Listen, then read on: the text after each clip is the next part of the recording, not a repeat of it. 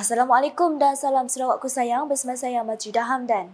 Paparan utama malam ini. Premier Sarawak Datuk Patinggi Tan Sri Dr. Abang Abdul Rahman Zahari Tun Datuk Abang Openg menyokong penuh inisiatif yang meningkatkan kapasiti juru teknologi dan juru teknik di negeri ini dalam membangunkan bakat teknologi. Beliau menganggap kekurangan dalam profesyen ini telah menghalang keupayaan Sarawak untuk menjadi lebih berdaya saing dan produktif di dalam banyak industri penting. Sehubungan itu, beliau mengajak pemain industri pendidikan dan institusi pembangunan berkemahiran serta agensi kerajaan untuk bekerjasama dalam mempromosi dan membangunkan bakat teknologi. In all industries, we need professions such as engineers and researchers before we can produce any technology or services. However, technologists and technicians are often overlooked, resulting in a shortage in many crucial industries, which hampers our ability to be more competitive and productive. That is why I am fully supportive of any initiative that enhance the capacity of technologists and technicians in Sarawak, like the one we are having today. Beliau berucap demikian semasa merasmikan Simposium Lembaga Teknologis Malaysia MBOT Borneo 2023 di Museum Budaya Borneo di Kuching pada Khamis. Datuk Patinggi Tan Sri Abang Zahari juga gembira apabila dimaklumkan Persatuan Juru Teknik Profesional dan Juru Teknologi APTT yang berpangkalan di Sarawak telah bekerjasama dengan MBOT dan Universiti Malaysia Sarawak UNIMAS untuk memudahkan kerjasama ini dan membangunkan rangka kerja untuk memajukan juru teknik dan teknologi Sarawak. Therefore, let us work together to provide them with the necessary training, resources, and opportunities for growth so that they can continue to excel in their professions and contribute to the advancement of our economy and society. As the saying goes, if you want to go far, go together. Dalam majlis itu, Datuk Patinggi Tan Sri Abang Zahari turut menyempurnakan pelancaran MBOT Student Chapter Upskilling and Networking for Employment TUN disusuli penyampaian sijil penghargaan kepada pihak yang terlibat daripada Universiti Malaysia Sarawak UNIMAS, Universiti Malaysia Sabah UMS, Universiti Teknologi Mara UiTM Sarawak, Kolej Komuniti Kuching, Universiti Teknologi Swinburne dan APTT. Majlis diakhiri dengan simbolik pemercian Memorandum Persefahaman MOU antara pihak berkepentingan dari Sarawak dan Sabah sebagai tanda kerjasama dua belah pihak dalam menjayakan inisiatif ini. Hadir sama ialah Presiden MBOT Profesor Datuk Insinyur Teknologis Dr. Siti Hamisah Tafsir, Pendaftar MBOT Dr. Mat Fauzi Mat Ismail, Pengerusi Perbadanan Ekonomi Digital Sarawak SDEC dan Pusat Kecemerlangan Teknologi Sarawak Sentex Tan Sri Dato' Amar Muhammad Moshidi Abdul Ghani serta Timbalan Ketua Saintis Lembaga Multimedia Sarawak SMA Profesor Insinyur Teknologis Dr. Al-Khalid Osman. Terdahulu dalam ucapan aluannya, Profesor Datuk Insinyur Teknologis Dr. Siti Hamisah berkata, Sarawak terus memacu kemajuan besar dalam industri dan pembangunan bakat di dalam bidang sains dan teknologi. Menurut beliau, Sarawak telah menjadikan sains, teknologi, inovasi dan ekonomi teras pembangunan sosioekonominya. Sarawak especially has made science, technology, innovation and economics the core of socio-economic development. Tambah beliau, Simposium MBOT adalah satu inisiatif untuk membangunkan bakat industri yang berkemahiran tinggi, boleh menyesuaikan diri dan profesional sebagai satu tindak balas kepada pembangunan pesat di negeri ini. Justru itu jelasnya MBOT berhasrat untuk menjadi sebahagian daripada perkembangan menarik di negeri ini. Beliau turut berterima kasih kepada Premier Sarawak dan Borneo Cultures Museum di atas kerjasama yang diberikan dalam menjayakan program ini. Laporan seterusnya, sistem pengurusan pepejal yang lebih sistematik akan meningkatkan kualiti kebersihan di Bandaraya Kuching. Timbalan Premier Sarawak Datuk Seri Profesor Dr. Sim Kuhian berkata, isu pengurusan pepejal yang kurang efektif dan efisien merupakan antara kekangan dan cabaran yang dihadapi di sesebuah bandaraya yang membangun termasuk Bandaraya Kuching. Beliau berkata demikian dalam teks ucapan dibaca oleh Timbalan Menteri Utiliti dan Telekomunikasi Datuk Dr. Abdul Rahman Junaidi pada Majlis Perasmian Bengkel Penambahbaikan Pengurusan Sisa Pepejal di Kuching pada Khamis. Saya fahamkan bahawa bengkel ini berlangsung selama 2 hari, iaitu pada hari ini dan esok, dengan tujuan untuk memperkenalkan strategi yang dapat memberi panduan khusus kepada semua pihak mengenai pengurusan sisa pepejal yang lebih mampan, efektif, lestari, cekap dan sistematik. Datuk Seri Dr. Sim menambah bengkel penambahbaikan ini bertujuan untuk memperkenalkan strategi dan pendekatan baharu mengenai sisa pepejal sekaligus dapat meningkatkan tahap kesedaran warga kota melalui informasi yang penting. Di samping itu juga saya rasa bengkel ini juga menjadikan pendekatan terbaik kepada ekonomi sekular sebagai asas kepada penambahbaikan pengurusan sisa pepejal perbandaran.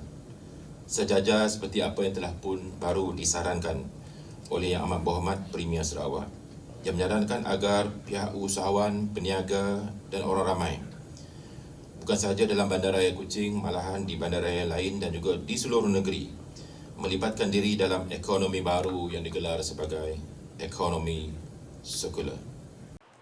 Dalam ucapan sama, Datuk Seri Profesor Dr. Sim menzahirkan penghargaan kepada pihak berkuasa tempatan PBT dan pihak Tri Niken Sarawak Sdn Bhd kerana memastikan kualiti pengurusan sisa pepejal di Bandaraya Kuching sentiasa terjamin. Beralih dengan perkongsian di Seri Aman, generasi muda digesa merebut peluang pekerjaan daripada agensi yang menawarkan kerja dalam sektor peladangan dan perkhidmatan jualan. Timbalan Menteri Pendidikan, Inovasi dan Pembangunan Bakat Sarawak, Datuk Francis Harden Hollis berkata, sektor berkenaan mempunyai potensi besar dan boleh memberi manfaat kepada masyarakat setempat memandangkan peluang pekerjaan yang tersedia dalam sektor ini memerlukan kecekapan dan kebolehan yang perlu dikuasai oleh generasi muda. Menurut beliau, sektor itu juga dapat menyumbang kepada pertubuhan ekonomi dan pembangunan negara di samping mempunyai potensi untuk memberi keuntungan yang besar kepada individu serta syarikat yang terlibat dalam aktiviti berkaitan. Ahli Dewan Undangan Negeri Adun Simangang itu berkata, demikian semasa berucap merasmikan program Carnival Kerjaya dan Pendidikan CD kedua Anjuran Pertubuhan Belia Kebangsaan Bersatu Sarawak Sebekas dengan kerjasama Pertubuhan Keselamatan Sosial Perkeso di Seri Aman pada Ahad. Menjelas lanjut, Datuk Francis menambah, permohonan boleh diserahkan kepada agensi-agensi yang berdaftar dengan jabatan tenaga kerja yang terdapat di program berkenaan. Majlis itu turut menyaksikan penyerahan cek peruntukan projek kecil luar bandar MRP bernilai RM30,000 kepada Sebekas Cawangan Simanggang dan cek bernilai RM60,000 kepada Persatuan Bola Sepak Bahagian Seri Aman. Manakala di Betong, ibu bapa harus memainkan peranan dengan sentiasa memantau perkembangan pendidikan anak-anak walaupun tiada lagi peperiksaan awam di peringkat sekolah rendah. Timbalan Menteri Belia Sukan dan Pembangunan Usahawan Sarawak, Datuk Gerald Rentab Jambu berkata, dengan adanya penubuhan Jawatankuasa Pembangunan Pendidikan Dewan Undangan Negeri Dun Layar sejak 2017, ianya sedikit sebanyak dapat membantu melaksanakan pelbagai program bagi membantu sektor pendidikan di Betong. Antaranya dengan mengadakan program tuition di rumah panjang dengan kerjasama Gerempung Tuai Rumah Dun Layar dengan bantuan tenaga pengajar sukarela di peringkat komuniti dengan bahan pembelajaran yang disediakan dan ianya akan diperluaskan lagi ke beberapa buah rumah panjang di kawasan itu. Datuk Gerald yang juga Adun Layar berkata demikian ketika menghadiri Majlis Makan Malam PIBG Sekolah Kebangsaan Nanga Ajau Betong baru-baru ini. Dalam program tersebut, Datuk Gerald turut menyerahkan sijil penghargaan kepada para ahli jawatankuasa PIBG SK Nanga Ajau serta mengumumkan dana berjumlah RM15,000 diperuntukkan bagi menampung kos sebahagian daripada aktiviti pihak Persatuan Ibu Bapa dan Guru PIBG sekolah tersebut. Selanjutnya, perpaduan kaum yang terjalin di negeri ini perlu dikekalkan bagi memastikan kesejahteraan rakyat dan agenda pembangunan negara yang dirancang kerajaan berjalan dengan lancar. Usaha itu diperkukuhkan lagi dengan pelancaran Minggu Perpaduan Negara peringkat nasional yang akan dirasmikan oleh Duli Yang Maha Mulia Seri Paduka Baginda Yang di-Pertuan Agong Al-Sultan Abdullah Riayatuddin Al-Mustafa Billah Shah pada 21 Mei ini di Tebingan, Kuching. Ini penting kerana perpaduan yang telah wujud sejak sekian lama harus dipertahankan sebagai pengukuh keharmonian rakyat berbilang kaum di Sarawak. Tinjauan wartawan Unit Komunikasi Awam Sarawak mendapati rata-rata masyarakat yang ditemubual bersetuju bahawa generasi muda merupakan penyambung warisan dan menjadi jentera penggerak pentadbiran negara pada masa yang akan datang. Promoting unity in Sarawak has a numerous benefit for the state, for social occasions and economic growth to cultural prevention also lah. And by working together with the government, embracing the diversity, the people of Sarawak can actually build a stronger and more prosperous future for their state. So actually Sarawak has a unique cultural diversity, and Unity program can actually help to promote Sarawak as a tourist destinations, and by showcasing the state's diverse cultural heritage and promoting intercultural exchange, Unity program can actually attract more visitors to Sarawak and boost their tourism industry. Yeah. Pada pendapat saya, dengan adanya program sebegini, ianya dapat memupuk semangat perpaduan di kalangan rakyat Sarawak amnya.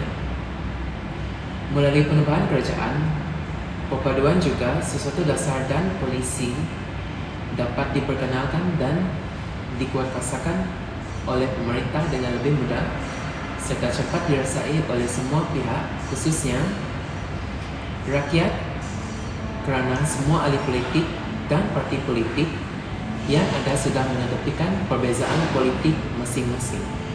Hari program terpegak, kita boleh menggepuruk, berserakup, lawan kita Siti lawan kita Sarawak di Tok Mayuh bangsa. Jadi boleh kalau tadi boleh berserakup, kita boleh rapat lagi, lalu sentiasa memupuk semangat perpaduan.